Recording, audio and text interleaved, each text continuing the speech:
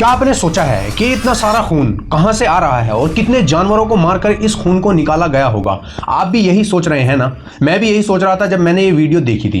तो आपको बता दूं, ये खून नहीं है। आपकी और मेरी सोच बिल्कुल गलत थी। तो फिर क्या है? तो ये लाल रंग का पानी है जो अंटार्कटिका में पाया जाता है। सबसे पहले इस लाल रंग के पानी की खोज 1911 में ऑस्ट्रेलियाई जियोलॉजिस्ट थॉमस टॉलर ग्रिफिथ ने की थी।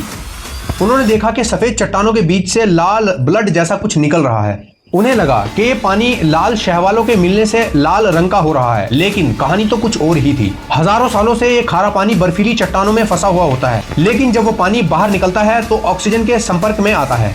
क्योंकि इस पानी में लोहे की मात्रा भी बहुत ज्यादा होती है, जिससे इसमें आयरन ऑक्सीकरण होता है, बिल्कुल लोहे पर जंग लगने जैसा, जिससे इस पानी का रंग लाल हो जाता है, बिल्कुल खून के जैसा, जिससे वैज्ञानिकों ने इसे नाम दिया ब्लड फॉल्स।